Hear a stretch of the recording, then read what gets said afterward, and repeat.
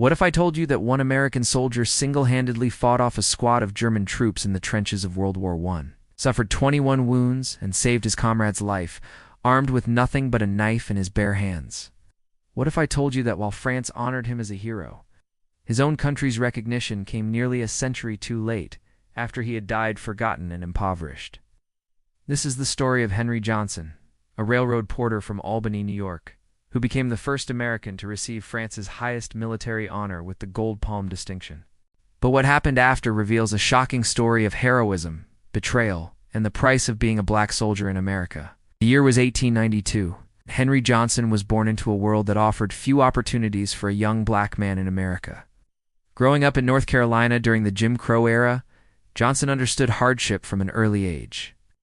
His father died when Henry was just a boy, leaving his mother to raise their children alone in grinding poverty.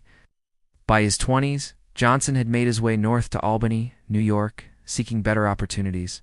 He found work as a railroad porter, backbreaking labor that paid barely enough to survive.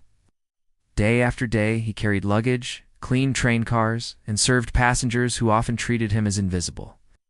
Johnson knew this was likely all society would ever offer him, but then everything changed. On April 6, 1917, President Wilson asked Congress to declare war on Germany. America was entering the Great War, and Henry Johnson saw an opportunity, not just for steady pay, but to prove himself and earn the respect that had been denied him his entire life. On June 5, 1917, the 25-year-old Johnson walked into a New York National Guard recruiting station and enlisted. He stood 5 feet 4 inches tall and weighed barely 130 pounds, but what he lacked in size, he made up for in determination. He was assigned to the 15th New York National Guard Regiment, an all-black unit that would soon become legendary. But America's military had a problem. They didn't want black soldiers fighting alongside white troops. The U.S. Army was strictly segregated, and black soldiers faced discrimination at every level. When Johnson's regiment, now redesignated as the 369th Infantry Regiment, arrived in France in December 1917, they were immediately transferred to the French Fourth Army. The American High Command essentially gave their black soldiers away, rather than integrate their forces. The French, however, welcomed these American soldiers with open arms. They had been bleeding for 3 years in the trenches, and they needed every man they could get. They equipped Johnson's unit with French helmets, French weapons, and French insignia. The 369th Infantry Regiment became the first, the American unit to reach the front lines of the Western Front. The Germans quickly learned to fear these new arrivals. They called them Harlem Hellfighters. But history would remember them as the Harlem Hellfighters. And they would spend 191 days in the frontline trenches, longer than any other American unit in the war. Henry Johnson found himself in the Argonne Forest, in trenches that were a nightmare of mud, rats, poison gas, and constant artillery bombardment. The Western Front was a hellscape where death could come at any moment from a sniper's bullet, shell fragment, or a poison gas attack.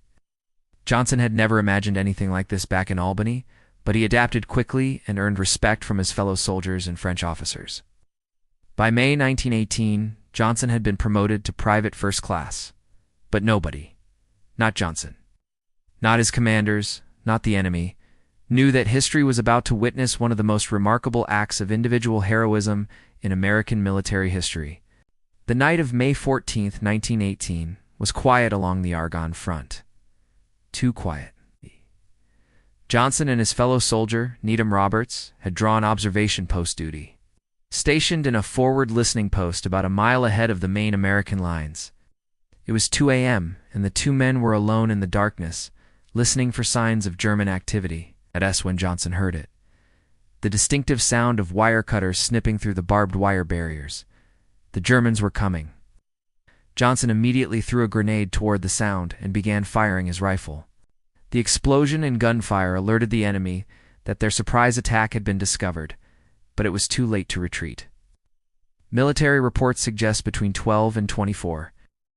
German soldiers were already through the wire and charging toward the American position. Roberts was hit almost immediately by German gunfire and grenades, suffering serious wounds to his arm and hip. As the Germans closed in, Johnson's rifle jammed. He was out of ammunition, Roberts was severely wounded, and a squad of enemy soldiers was bearing down on their position. Most men would have surrendered or fled. Henry Johnson chose to fight. Armed with his bolo knife and using his rifle as a club, Johnson launched himself at the attacking Germans. What followed was a brutal hand-to-hand combat that military historians would later call the Battle of Henry Johnson. He stabbed, kicked, punched, and clawed his way through the enemy's soldiers. When they tried to drag the wounded Roberts away as a prisoner, Johnson threw himself on top of his comrade, using his own body as a shield. Ow! The Germans fought back with bayonets, rifle butts, and grenades.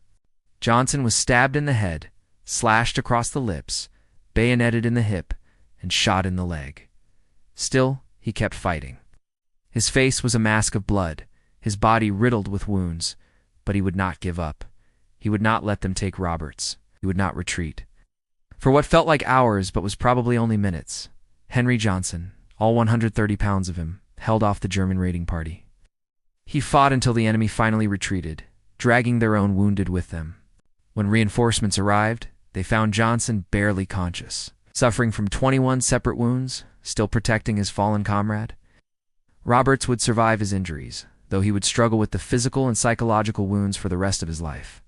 The German attack had been completely repelled, and Henry Johnson had just performed one of the most remarkable acts of individual heroism in American military history. Word of Johnson's incredible fight spread quickly through the French lines, then to Paris, and finally to America. In December 1918, several months after the battle, the French awarded both Johnson and Roberts the Croix de Guerre. Johnson's included the coveted Gold Palm for extraordinary valor, making him the first American to receive France's highest military honor with that distinction. When Johnson returned to New York, he was initially celebrated as a hero. He rode with the Harlem Hellfighters in a Fifth Avenue parade, was promoted to sergeant, and his image appeared in war bond advertisements. For a brief moment, it seemed like America was ready to honor this extraordinary soldier, but the celebration was short-lived. Johnson returned to his job as a railroad porter in Albany, struggling with his extensive war injuries. He suffered from what we now recognize as PTSD, and his physical wounds never fully healed. The government denied him a military pension, claiming his injuries were unservice-related, a bureaucratic cruelty that affected thousands of black veterans who had served with distinction. This wasn't just individual prejudice, it was systematic discrimination. The Veterans Administration routinely denied benefits to black veterans. They were excluded from many GI Bill benefits, denied access to veterans' hospitals in the South, and found themselves fighting the same racial barriers they had hoped military service would help them overcome. Unable to work due to his injuries and denied the pension he had earned, Johnson found himself trapped in a cycle of poverty and despair. Ow! His marriage suffered, and he began drinking heavily. Henry Johnson died in Washington, D.C. on July 2, 1929, at the age of 37. He died in poverty and relative obscurity. The hero who had saved his comrade's life and held off a German raiding party, largely forgotten by the country. He had served with such distinction. But Henry Johnson's story doesn't end there. In the 1990s, historians and activists began lobbying for Johnson to receive posthumous military honors. Slowly, America began to confront its shameful treatment of black veterans. Johnson was posthumously awarded the Purple Heart in 1996. In 2002, the U.S. military awarded him the Distinguished Service Cross. Finally, on June 2, 2015, 97 years after his heroic actions in the Argonne Forest, President Barack Obama posthumously awarded Henry Johnson the Medal of Honor, America's highest military decoration. The medal is now on display in the New York State Capitol, a symbol of recognition that came far too late. Needham Roberts, Johnson's comrade in that foxhole, also deserves recognition. He too fought bravely that night, suffered lifelong injuries, and faced the same discrimination upon returning home. Roberts died in 1949, also without receiving the full recognition he deserved from his country. Henry Johnson's story reminds us that heroism comes in all colors, all sizes, and all backgrounds. It reminds us that courage isn't about being unafraid. It's about being afraid and doing what's right anyway. Most importantly, it reminds us that justice delayed is justice denied, and that we must confront the uncomfortable truths about how America has treated its heroes. The details of that night in the Argonne Forest may be debated by historians, and some elements of the story may have grown in the telling. But the essential truth remains. Henry Johnson fought with extraordinary courage, saved his comrade's life, and was abandoned by the country he served. His story is both an inspiration and a warning, a reminder that heroism demands recognition, and that a nation is judged by how it treats its most vulnerable veterans. If you enjoyed learning about Sergeant Henry Johnson, please subscribe to the American Story Vault. And tell us in the comments below about another forgotten American hero you'd like to hear about. Because every hero deserves to be remembered, and every story of courage deserves to be told, no matter how long it takes for justice to arrive.